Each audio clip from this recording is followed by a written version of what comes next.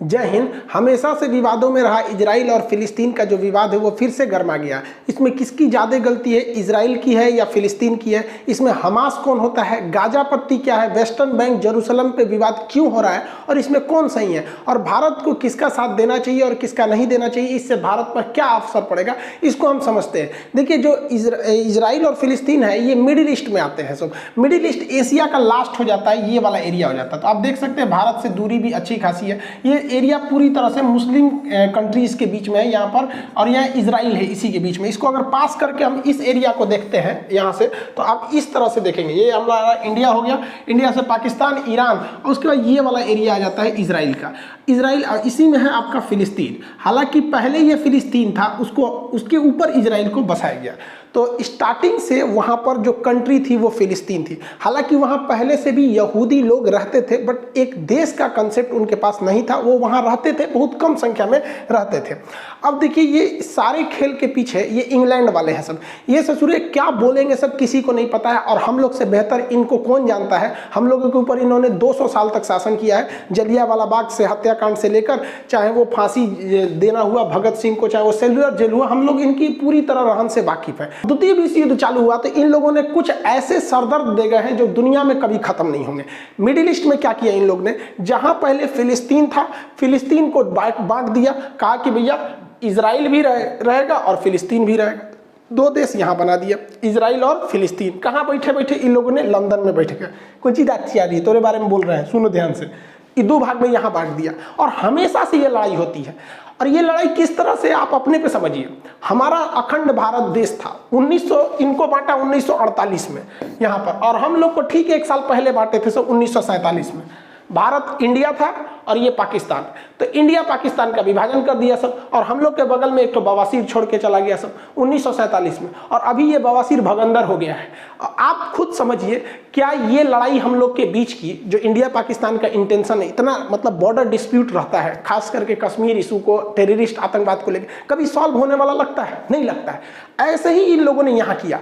अब हम लोग को इस कचड़े में पड़ना नहीं है। पहले आप समझिए कि ये लड़ाई जानबूझ के लड़ाई जा रही है, ताकि ये और अमेरिका वाले लोग हथियार बेच सके। वरना भारत पाकिस्तान में इन्हीं लोग का देन है, और अगले साल यहाँ पे देन है। देखिए, आईपी यहाँ पे इजराइल फिलिस्तीन, और आईपी इंडिया पाकिस्तान। ये सब बैठ के कहाँ से हो रहा था, लंदन से। ससुरा आईपीएल खेल दिया सभी से। बहुत होशियार है सब। तो आप पर्दे के पीछे के सीन को समझिए, चल क्या रहा है। जो अभी हो रहा है इसको मत देखिए, उसे देखिए जो नहीं दिख रहा है। अब 1948 में जो देश था ही नहीं, वहां पे आप कहिएगा कि यहाँ विभाजन होगा, यहाँ इजराइल भी रहेगा, तो बवाल होगा। तो इन अंग्रेजों ने क्या किया था, द्वितीय विश्व युद्ध के दौरान ये लोग जहां मार करते थे, वहां पर इन्होंने अपना एक मुखौटा रख दिया था। उसका नाम है यूएनओ। आज भी ये यूएनओ फेमस है किसी भी चीज को बर्बाद करने के लिए। 1948 का हम लोग का कश्मीर इशू अभी तक इस गधे से सॉल्व नहीं हो रहा है। इतना पागल संस्था है कि किसी चीज को ये चौपट कर देगा यूएनओ में। तो जानबूझ के इन्होंने मुसलमानों से कहा कि चलो चलो तुमको हम यूएनओ में ले जाते, वही फैसला करेगा। बचपन में आप कहानी सुने होंगे कि किसी ब्रेड के लिए 2 बिल्ली लड़ रही थी, तो बंदर आया उनको फैसला करने, सारा ब्रेड अपने खा लिया। तो यूएनओ ने कहा कि देखो भैया, जो बेल्फोर डिक्लेरेशन है उसके तहत इजराइल बनेगी, और इसने एक मील आयोग को बना दिया, और इसने कहा कि देखो भैया इजराइल बन जाएगा। और इजराइल की स्थापना कर दिया 14 मई 1998 को। इस दिन इजराइल की स्थापना हो गई। जो फिलिस्तीन पूरा फिलिस्तीनियों का था, जो मतलब वहां मुस्लिम लोग रहते थे, उसको इन्होंने डिवाइड कर दिया 1948 में।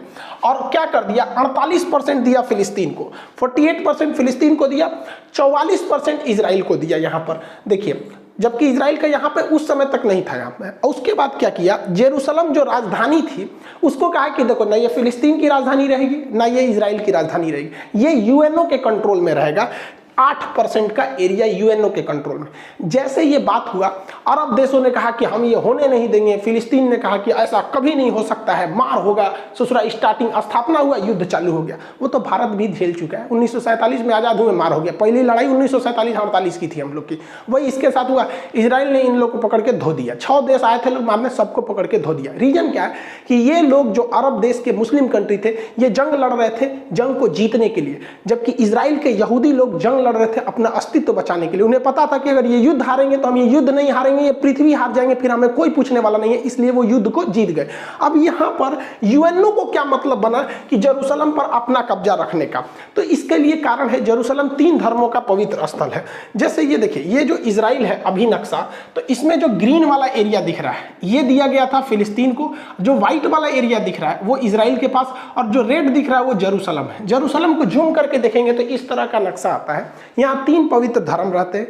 ईसाइयों का मान्यता है कि उनके जो ईसा मसीह का जन्म बैतलहम में हुआ था वो बैतलहम जगह जेरूशलम में है।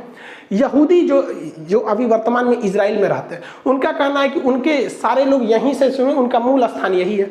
और मुसलमानों की तीसरी सबसे पवित्र स्थल अल-अक्सा मस्जिद यही है। यानी ये 3 धर्मों का पवित्र स्थल है जेरूशलम, इसे होली लैंड कहते हैं। बात समझिए, यहाँ जो लड़ाई है वो मेन लड़ाई है हमारी जमीन की तुम्हारी जमीन। तो पहले तो यहाँ 100% फिलिस्तीन था। ये जो ग्रीन वाला एरिया देख रहे हैं 48 से पहले, 1948 से पहले ये 100% फिलिस्तीन था।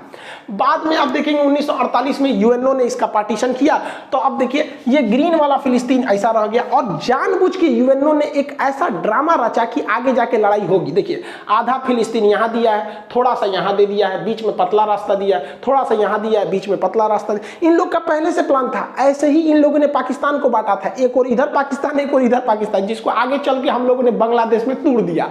यही काम किया इजराइल ने। जानबूझ के इजराइल को कहा गया था कि भैया तुम आगे जाके तोड़ोगे तो ये छितरा जाएगा, उधर वो छितरा जाएगा। फिर अगले साल इजराइल ने ऊपर वाला घोट लिया। देखिए इजराइल खत्म, अब फिलिस्तीन यहाँ बच गया, यहाँ बच गया।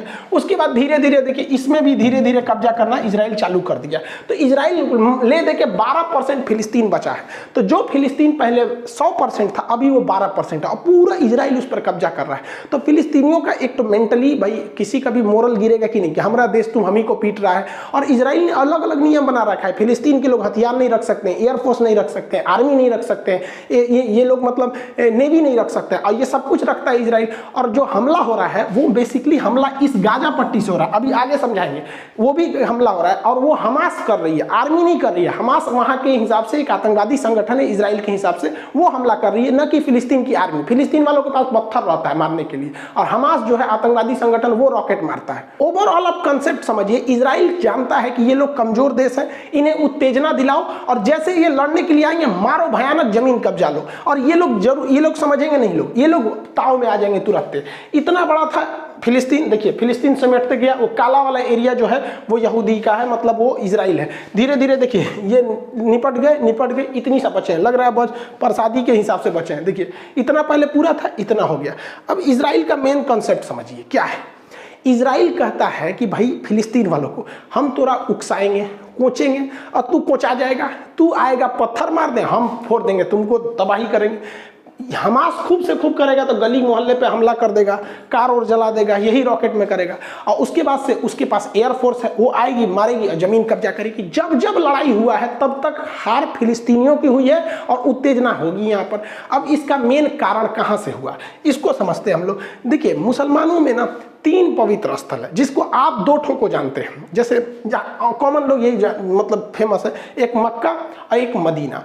ये 2 दिखता है, हालांकि ये इतना छोटा नहीं है तो बहुत बड़ा। जैसे ये मक्का है, मक्का को देखेंगे तो बहुत बड़ा है ये। यहाँ पे यही जो छोटा सा आपको दिखाया जाता है ये मक्का, जबकि ये इतना बड़ा है, बहुत बड़ा एरिया में आ जाता है मक्का। यहाँ पर यहीं पे हज करने जाते हैं मुस्लिम लोग, यहाँ पे हज करने। ये पूरा मक्का है, बहुत मतलब जिस तरह से। और ये मदीना है, मदीना। इस मदीना में आपको बस एक ग्रीन वाला ये टॉम दिखाया जाता है, ऊपर वाला ये ग्रीन यहाँ पे। तो ये मक्का और मदीना तो फेमस ही है। इस मक्का और मदीना के अलावे अल-अक्सा मस्जिद भी बहुत पवित्र है। ये मुसलमानों की तीसरी सबसे पवित्र स्थल है। तो मक्का तो यहाँ हो गया, यहाँ पे, और मदीना यहाँ हो गया। तो मक्का और मदीना जो है वो सऊदी अरब में हो गया, लेकिन अल-अक्सा मस्जिद जो है वो जेरूशलम में है। अब विवाद समझिए, जेरूशलम ना फिलिस्तीन का है और जेरूशलम ना ही इजराइल का है। और जेरूशलम पर अधिकार यूएनओ का है, लेकिन यूएन कठपुतली बना रहता है और इजराइल उस पर कब्जा करते हुए आगे बढ़ते रहता है। इसी यहीं पे से विवाद स्टार्ट हुआ है। लेकिन ऐसा थोड़ी होगा कि डायरेक्ट विवाद स्टार्ट हो जाएगा। कोई मंदिर में पूजा करने जाए या मस्जिद में जाए, गिरजाघर में जाए और कहे कि चलो आज बवाल करते हैं, कुछ ना कुछ पहले से मैटर होगा, वहाँ लोग इकट्ठा हुए होंगे और अचानक चालू होंगे। हुआ यहीं से है, लेकिन मैटर इसके पीछे शाहजरा का है। देखिए जो इजराइल, जो जेरूशलम जो यूएनओ के अंडर में आता है ना, उसके पास एक जगह है जिसका नाम है शाहजरा। सुप्रीम कोर्ट इजराइल की शाहजरा ने कहा कि यहाँ पे जो फिलिस्तीनी रहते हैं इनको खाली करवा दीजिए, क्योंकि यह जो जगह है वो यहूदियों का है। अब इसकी हिस्ट्री देखिए, शाहजरा को आज से लगभग 150 साल पहले यहूदियों को जब इंग्लैंड ने कहा कि हम आपको यहाँ बसाएंगे, तो वो लोग ज़मीन खरीदना चालू किए थे। वो लोग ज़मीन खरीदना चालू किए और बहुत महंगे दाम पर उन लोगों ने ज़मीन को खरीदा था इन अरब वालों से। आज जो ये अरब वाले चिल्ला रहे हैं ना, ये बहुत ज़्यादा पैसे लेकर फिलिस्तीनियों से, उनसे यहूदियों से ज़मीन बेचा था। और वो ज़मीन बेचते ये लोग खरीदे थे इस ज़मीन को, इनके पास प्रॉपर पेपर है और इन लोगों ने ही बेचा था। अब सुप्रीम कोर्ट ने कहा कि भैया 150 साल पहले ये शाहजरा की जो ज़मीन थी वो इजराइल वालों ने खरीदी थी, इसलिए जो यहाँ पर मकान फिलिस्तीन वालों ने बनाया है ना, लगभग 500 मकान, उस पर जेसीबी चलवा के तुड़वा दो। सुप्रीम कोर्ट ने ऑर्डर दे दिया कि नहीं, इसको तोड़ा जाए और वहाँ से तोड़ा मतलब तुराई खाली चालू हो गया कि भैया यहाँ से इन लोग को भगाया जाए। अब इसी का बवाल था कि भाई आप पुराना मैटर क्यों खोल रहे हैं, 150 साल पहले क्या था उस तरह से। जो लोग फिलिस्तीन का समर्थन करते हैं वो कहते हैं कि जो 150 साल पुराना मैटर है उसको लाओगे उस हिसाब से तो बहुत से लोग इधर से उधर हो जाएंगे। लेकिन वही लोग क्या कहते हैं, तुर्की का वो लोग विरोध नहीं करते हैं, क्योंकि तुर्की में एक बहुत बड़े राजा थे उस समय का, सुल्तान अल फतेह। इन्होंने क्या किया भैया कि तुर्की का जो हाजिया सोफिया जो मस्जिद है, पहले वो तो चर्च था, उस चर्च को इन्होंने खरीद लिया। चर्च को खरीद लिया, यहाँ पे हाया सोफिया को पैसे में खरीद लिया था इन्होंने। और उसके बाद जब द्वितीय विश्व युद्ध हुआ तो अंग्रेजों ने कहा कि देखो भैया, इसकी पुरानी हिस्ट्री तो ये चर्च थी, बाद में इन्होंने खरीद के मस्जिद बना दिया, एक काम करो ये झमेले से हटा दो, इसको म्यूजियम बना दो। तो द्वितीय विश्व युद्ध के बाद उसको म्यूजियम बना दिया गया। लेकिन भाई साहब ये तैयबुल अर्दोगान आए, कहे कि ना म्यूजियम कैसे, 400 साल पहले हम लोगों ने खरीदा था, इसलिए यहाँ मस्जिद होनी चाहिए। भाई साहब यहाँ पे लोगों ने तर्क दिया कि भाई हम खरीदे थे तो हमारा अधिकार है। तो भाई साहब यहाँ भी जरा ध्यान दीजिए, यहाँ भी वही वाला कंसेप्ट लगा है। आप 400 साल पहले चर्च को खरीदे थे और आप कहते हैं कि फिर से ये चर्च नहीं मस्जिद होना चाहिए क्योंकि हमने खरीद लिया है। तो इजराइल भी यही कर रहा है कि भैया 100 साल पहले हम लोगों ने इसको हायर रेट पे देके तुम अरब वालों से ही खरीदा था, इन्हीं लोगों से खरीदा था, ये लोग बेच बेच के पैसा में कमा लिए थे, तो कहता है कि वापस दो यहाँ पे। तो ये कन्फ्लिक्ट का मेन मैटर था शाहजरा। शाहजरा से ही थोड़ी सी दूरी पर है अल अक्सा मस्जिद। फ्राइडे की नमाज पढ़ने रमजान में लोग जब वहाँ इकट्ठा हुए थे तो वहाँ पर इन लोग को पता था, इजरायली खुफिया एजेंसी को, कि शाहजरा को जब खाली कराया जा रहा है तो वहाँ पे कुछ विवाद होगा। तो इन लोगों ने सिक्योरिटी को वहाँ पे अपने सिक्योरिटी गार्ड्स को लगा दिए थे और इनमें तू मैं हूँ बकझक हुआ। अब यहाँ से भी पत्थर चले, उधर से भी चला और इसमें भीषण रूप ले लिया यहाँ पर। और सिक्योरिटी वाले लोग ऐसे ही मस्जिद के अंदर घुस गए जिसका पूरी दुनिया में विरोध होने लगा। अब वहाँ पर कुछ लोग जो थे वो पत्थर था, ये सबके पास पत्थरे रहता है, दूसरा तो कुछ रहता नहीं। आई लोग भाई पूरा बुलेट प्रूफ बन के तैयार से गया था, ये मार दिया, ग्रेनेड बम विस्फोट धड़ाम धड़ाम उड़ गया। आप लोगों ने वीडियोज वगैरह तो बहुत देखे होंगे। अब यहाँ पर बहुत दहशत फैल गया यहाँ पर इस एरिया में। अब कभी भी इजराइल ही भारी पड़ेगा। जिन आप कितना चिल्ला लीजिएगा, इन सेना के आगे आम आदमी नहीं टिकेगा। और इस घटना के बाद जो यहाँ पर घटना हुई, बेंजामिन नेतन्याहू पूरी तरह घिर गए। अब यहाँ इजराइल डबल संकट से जूझ रहा है। देखिए इजराइल पर इंटरनेशनल दबाव इतना ज्यादा आने लगा, यूएनओ ने दबाव बनाया कि वो भैया वो एरिया मेरे अंडर में आता है, तुम काहे वहां घुस गया है। भारत ने भी इवन की न्यूट्रल रहते हुए कहा कि इजराइल को यथास्थिति बना के रखनी चाहिए। अब पूरी तरह से इंटरनेशनल बवाल वहां हो गया। और इस घटना के बाद इजराइल में भी लगभग 14% आबादी मुस्लिम की है। इजराइल की आबादी मुश्किल से 1 करोड़ है, 1 करोड़ से भी कम है यहाँ पे, जिसमें आपका 16 से 17 लाख, 1 करोड़ में 16 से 17 लाख उसमें मुस्लिम भी रहते हैं। अब वो लोग भी विरोध करने लगे हैं क्योंकि ये मैटर राजनीतिक ना होकर धार्मिक स्थान को लेकर था, इसलिए विरोध होने लगा वहां पे। अब इजराइल अंदर में भी समस्या को झेल रहा है कि वहां भी बड़े पैमाने पे विरोध, मार काट, दंगे हो गए अंदर वहां पे भी। तो अंदर भी झेल रहा है और बाहर भी झेल रहा है। दूसरा कि अभी इजराइल में फुल टू सरकार नहीं है, बेंजामिन नेतन्याहू भी अभी वहां चुनाव के मतलब रोके गए हैं, ये फुल टू नहीं है वहां पर चुनाव को लेकर, क्योंकि कोरोना वगैरह को लेकर काफी राजनीतिक संकट थी। अब भारत इसमें क्या कर सकता है, पूरी दुनिया मतलब इसका विरोध कर रही है। अब इसमें एंट्री होती है हमास की। इजराइल का एक पुराना धर्रा रखा है, बस थोड़ा हम हर बात पे उलझाते रहो, थोड़ी थोड़ी जमीन कब्जाते रहो, ऐसे ऐसे कब्जाते रहो। 1948 में लड़ाई हुआ, जगह कब्जा कर लिया, 56 में लड़ाई हुआ फिर कब्जा कर लिया, 67 में लड़ाई हुआ और कब्जा कर लिया, 73 में हुआ और कब्जा किया, 82 में हुआ और कब्जा कर लिया। अभी तक इन लोग को समझ में नहीं आ रहा है कि नहीं हट पाएंगे उनसे। आराम से जब नहीं हट पाओ किसी से तो नरम दल का रास्ता अपना दो, लेकिन ना, अभी भी लोग मारे करेंगे लोग। अभी जो वर्तमान सिचुएशन है, फिलिस्तीन के लोग कहते हैं कि सुनो ना, हमको जो 48 वाला बतिया था ना, ये वाला 44% जो था वही हमको दिला दो, 48% दिला दो, नहीं चाहिए हमको, वापस दिला दो। इजराइल कहता है हाँ हाँ वापस दिला दो, है सब तो मार काट का है किया था, माने तुम मारने आया था इसलिए कि हमको पूरी तरह से उजाड़ दो, पूरा देश का देश आया था, और जब हार गए तो यहाँ बोलते हो कि वापस यूएनओ वाला ही दिला दो। अब ये पॉसिबल नहीं है। अब यहाँ दो पार्ट बन गया, जो फिलिस्तीन है उसके दो राज्य हो गए हैं, फिलिस्तीन देश के दो राज्य। एक ये जो इधर थोड़ा सा बचा हुआ है इसे कहते हैं वेस्टर्न बैंक, और जो इधर बचा हुआ है इसे गाजा पट्टी या गाजा स्ट्रिप कहते हैं। इन्हीं दोनों को मिला के फिलिस्तीन बना है। अब इजराइल इनको प्लानिंग में है कि यहाँ से भी निपटा के फाइल निपटा दिया जाए। अब इसमें समझिए कि जो वेस्टर्न बैंक है ये अरब समर्थित है, यहाँ पर अरब ये वगैरह वगैरह देशों का यहाँ समर्थन है। ये लोग नरम दल वाले हैं, शांति से प्रोटेस्ट करते हैं और कहते हैं कि भैया हमारा अधिकार रहना चाहिए, क्योंकि हमारे पूर्वज यही हैं, एक तरह से तो देश हमारा ही था। यहाँ आप शांति देखेंगे, यहाँ मारधार नहीं होता है, यहाँ पे अगर प्रोटेस्ट भी होगा तो डेमोक्रेटिक तरीके से नॉर्मल होगा। लेकिन गाजा से मिसाइल चलने लगती है। इवन जो शाहजरा वाला एरिया है वो यहाँ है, जेरूसलम वाला एरिया यहाँ है, लेकिन जो रॉकेट दागे जा रहे हैं वो गाजा से दागे जा रहे हैं, यहाँ से दागे जा रहे हैं। अब ये गाजा में ऐसा क्या है, तो गाजा में ईरान का समर्थन है और इसमें अरब का समर्थन है। गाजा में एक हमास नामक संगठन है, ये हमास ये कहता है कि इजराइल जो है वो हमेशा जुल्म करता है, बम मारता है। तो इसका मतलब ये नहीं कि तुम कब्जा करते जाओगे हम चुपचाप रहेंगे, हम भी मारेंगे तुमको। अब ये लोग क्या करते हैं, रॉकेट से हमला करते हैं। इनके पास बहुत तगड़ा रॉकेट नहीं होता है, 3 लाख का आता है एक कासम रॉकेट, ये बहुत हैवी पावर का नहीं होता, देखने में नहीं लग रहा है ये क्या करेगा, ये तो खेत में लगा के मार देते हैं।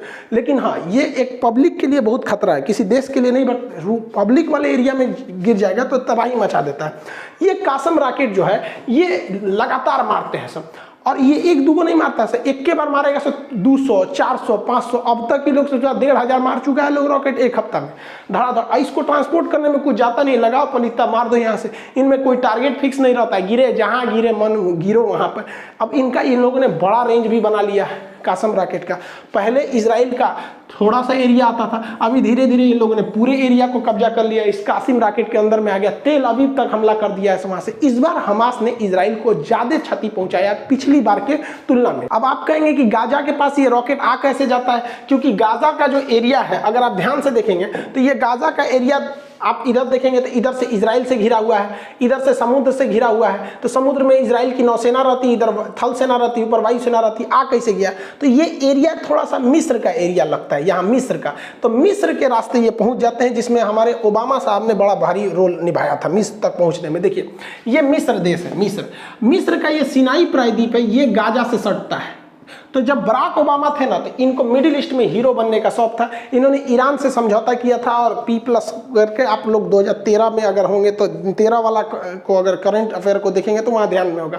तो इनका संबंध इन दोनों से बहुत अच्छा था, क्योंकि इन्हीं के समय यहाँ पे ओसामा बिन लादेन मारा गया था, और इन लोगों ने अमेरिका को पाकिस्तान को क्लीन चिट दे दिया था, कि पाकिस्तान को तो पता ही नहीं था क्लीन चिट है, उसको नहीं पता था यहाँ पर। अब भाई साहब ईरान को जब परमिट मिला तो ये ईरान यहाँ से इसी कासिम रॉकेट को ये सिनाई प्रायद्वीप के माध्यम से यहाँ ठुसवा दिया, सुरंग बना पहुंचा दिया हजारों की संख्या में, इवन की वहाँ फैक्ट्री लगवा दिया, और यही रॉकेट आज इजराइल में तबाही मचाते हैं। इसलिए हमको आपको इस मचमच में पड़ने की जरूरत नहीं भाई साहब, ये लोग खुदे पहुंचे हुए फकीर है। ये लोग हमेशा चाहते हैं लड़ाई हो, क्योंकि लड़ाई ना होगा तो इनका हथियार नहीं दिखेगा, क्योंकि अगर अंधेरा ना हो तो टॉर्च का बिजनेस ही खत्म हो जाएगा। हालांकि इजराइल की एक मिसाइल डिफेंस सिस्टम है जिसका नाम है आयरन डोम, ये छोटे दूर में किसी भी मिसाइल को मार के गिरा देती है।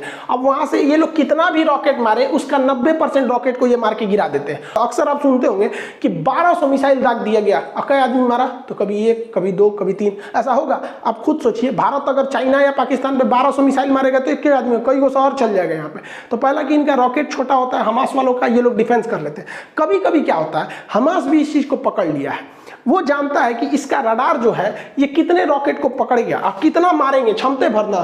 तो ये लोग एक ही साथ 200 250 300 400 पूरा दाग देता है। अब उसमें कंफ्यूज हो जाता है, मारते मारते 2-4 शहर पे गिर ही जाता है यहाँ पर। तो इन लोग को थोड़ा इकोनॉमिकल लॉस होता है, लेकिन इन लोग के पास ये करोड़पति है भैया, इनके लिए 30 लाख उतना मायने नहीं रखता है जितना उन लोग के लिए 3 लाख मायने रखता है, क्योंकि उनको रमजान में रोजा खोलने के लिए भी जो खाना दिया जा रहा है ना, वो यूएई और यूएन के थ्रू आ रहा है वहां पे पैसा, तो खाए को नहीं है उन लोग के लिए 3 लाख बहुत हो जाता है। जनरली लोगों को लगता है कि ये दुश्मन की मिसाइल है और इस तरह मिसाइल आके मारती होगी, ये तरीका गलत है। मिसाइल ऐसे नहीं इंटरसेप्ट करती है, बल्कि उसके बगल से गुजर के और उसके बाद खुद को, जैसे ये बगल से गुजरेगा ये खुद को फाड़ लेता है यहाँ पर। इसको नेक्स्ट क्लास में बता देंगे कि आयरन डोम काम कैसे करता है। ओवरऑल जब भी लड़ाई हुआ है तो हमास जो है वो उधर से वो फायरिंग करता है और इजराइल फायर इधर से करता है। अब चूंकि फिलिस्तीन के पास अपनी आर्मी नहीं है, उनके पास ना नेवी है, ना एयरफोर्स है, ना कुछ है, तो वो लोग कुछ नहीं कर सकते। या तो हमास नामक आतंकवादी संगठन के थ्रू ये लोग मारेंगे, आम जनता के पास केवल पत्थर है, लाठी है, इसके सिवा वहां पर कुछ नहीं है। और इजराइल के पास बहुत हैवी पावर है यहाँ पर। अब देखिए यहाँ पर ये हमास के रॉकेट आके यहाँ गिरे हैं, जिससे इजराइल को काफी क्षति पहुंचा और इजराइल में लगभग 7 लोगों की मौत हो गई है। इसमें एक भारतीय नर्स भी थी। भैया इनकी क्या गलती थी जो मार दिया? कम से कम आके एक बार माफी तो मांग लेते हमास वाले, फिलिस्तीन वालों, कम से कम कि भैया हम इसके लिए मतलब हमें गलती हो गई। गजब बात करते। और इजराइल ने मारा तो 67 लोग मर गए हैं यहाँ पर। अब ये लोग फिलिस्तीन वाले हल्ला कर रहे हैं, फिलिस्तीन के समर्थन वाले कह रहे हैं कि वहाँ बच्चे भी मरे हैं। तो भाई बच्चे, महिलाएं जब मरती हैं तो पूरी दुनिया, मतलब सब लोग कहते हैं कि ये गलत है। लेकिन समझिए यहाँ मेन, इजराइल बार बार उकसाएगा, आपके पास ताकत नहीं है, आप नहीं लड़ पाएंगे। ये रॉकेट से, पत्थर से, लाठी से इजराइल को नहीं हराया जा सकता। अब इजराइल के साथ गलत क्या हो जाता है, इस इजराइल के जितने हथियार हैं बहुत पावरफुल है, तगड़े हैं, एयरफोर्स से।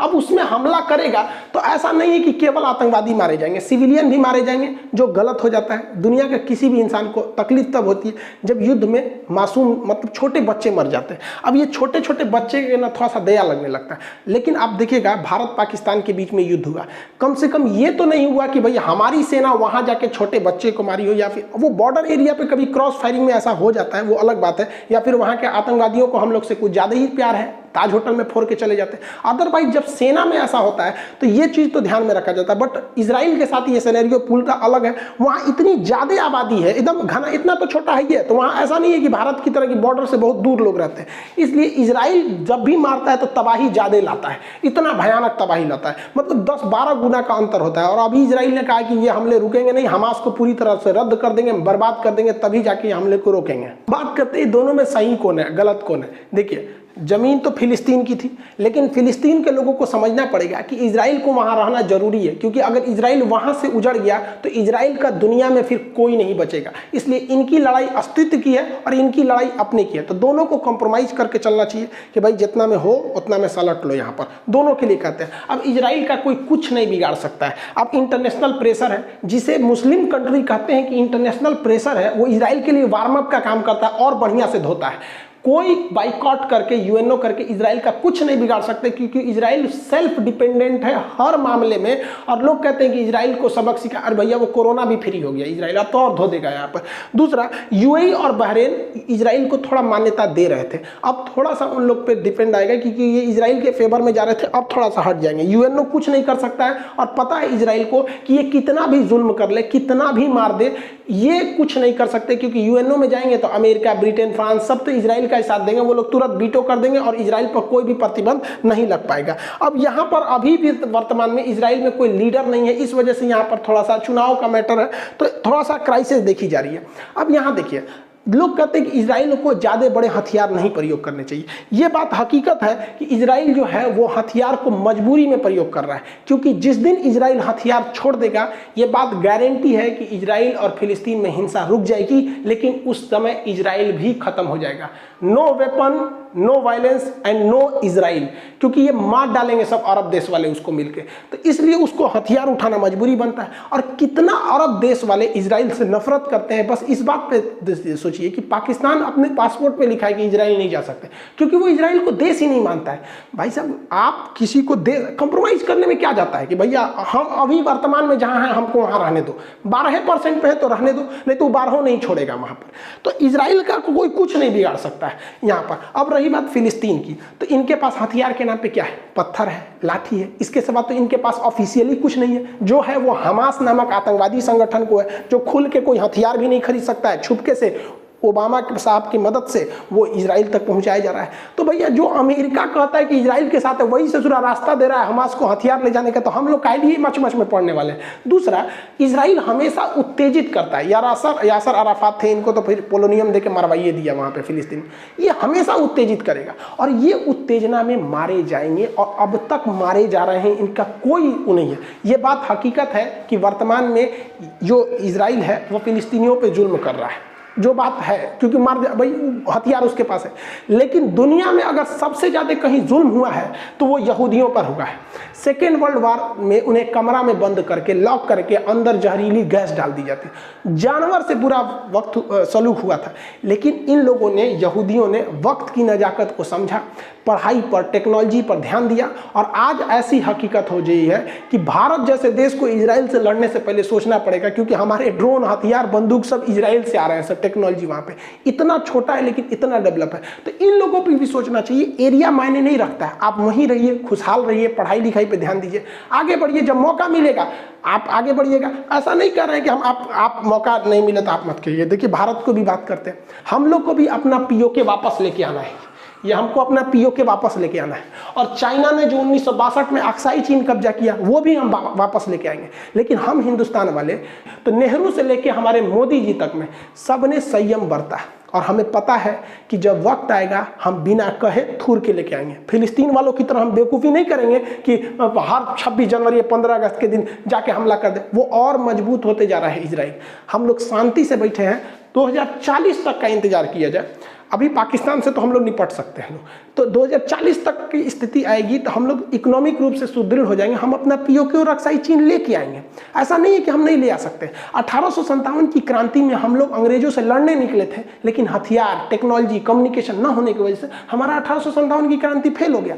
आए उसके बाद महात्मा गांधी, इन्हें पता था कि हमें एक लॉन्ग टाइम लीडर चाहिए। लॉन्ग टाइम लीडर के पीछे जनता चलने को तैयार होती है, और गरम दल करेंगे तो लॉन्ग टाइम लीडर नहीं रह पाएंगे। जैसे हमारे चंद्रशेखर आजाद जी, इनका भी टाइम बहुत बेहतरीन थे, बट टाइम पीरियड बहुत कम था। भगत सिंह, ये भी बहुत बेहतरीन, बट टाइम पीरियड कम रह गया। तो गांधी जी को पता था कि भैया हमको लॉन्ग टाइम तक एक लीडर चाहिए, इसलिए नरम दल वाला अपना है। और जब लास्ट मोमेंट आया, यही गांधी जी है ना, करो या मरो बोलने वाले, यही है ना, भारत छोड़ो आंदोलन चलाने वाले, अंग्रेजों भारत छोड़ो। सबसे ज्यादा हिंसा गांधी जी की अगर किसी आंदोलन में हुआ था तो भारत छोड़ो आंदोलन में, और भी पहले दिन गिरफ्तार हो गए। तो वक्त आने पर कोई भी काम करना चाहिए भैया, अभी अपने पे ध्यान दो। हम लोग से कुछ सीखो, हम लोग को भी हमारा पीओके वापस चाहिए, अक्साई चीन वापस चाहिए, लेकिन हम लोग गला नहीं फाड़ते, हम लोग प्लानिंग करते हैं। वक्त बदलते कभी देर नहीं लगती है। मोदी जी जब 2014 से पहले चुनाव नहीं जीते थे ना, तो अमेरिका ने कहा था कि मोदी जी को हम अमेरिका में घुसने नहीं देंगे, वीजा नहीं देंगे। और यही अमेरिका है जो वीजा नहीं दे रहा था, अभी बुला के पिज्जा खिला रहा है यहाँ पर, हाउडी मोदी कर रहे हैं यहाँ पर। वक्त बदला कि नहीं बदला?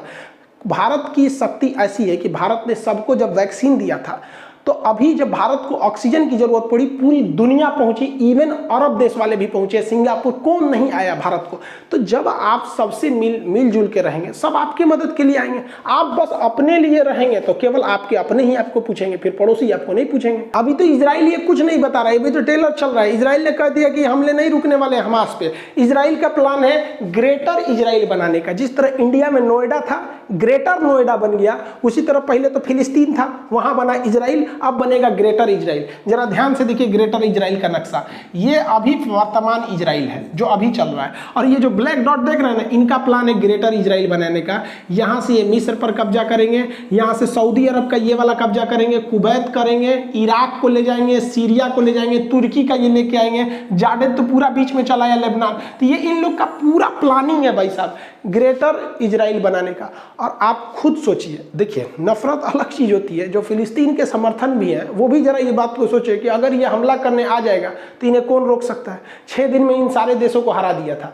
1967 में इसने, तो इसको कोई नहीं रोक सकता, ये इनका प्लानिंग है यहाँ पे। तो अभी के वक्त में भाई साहब आप खुद समझिए कि ये गरम दल के हिसाब से आप यहाँ थे, इतनी समय सिमट गए।